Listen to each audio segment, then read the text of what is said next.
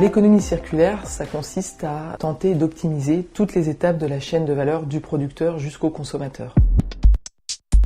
C'est au fond de déconnecter la croissance économique de la consommation de matières premières. On utilise 2 fois plus de ressources que la Terre peut en produire. Ça, c'est le principal, c'est qu'on ne peut pas continuer à exploiter les ressources sans fin et il faut accepter d'en laisser un certain nombre là où elles sont. Donc il faut réadapter notre système économique à la planète, beaucoup moins extraire et beaucoup plus réparer, recycler et évidemment composter. L'économie circulaire n'est pas une économie de la décroissance, n'est pas une économie du malthusianisme, c'est au contraire une économie du progrès technologique et de l'emploi créé.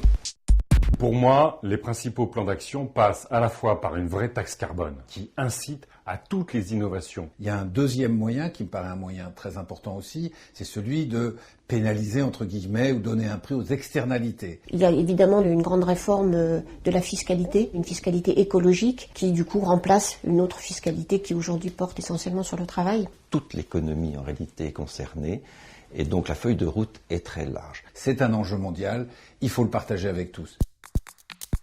Et il nous manque la vision de long terme, il nous manque le projet économique, social, mais aussi écologique. Comment on prévoit l'avenir de nos enfants à 20 ou 25 ans? C'est un sujet central par rapport à la création d'emplois dans l'avenir. Les emplois qui seront créés auront du sens, ça mettra de la culture et de la démocratie à l'échelle de nos territoires.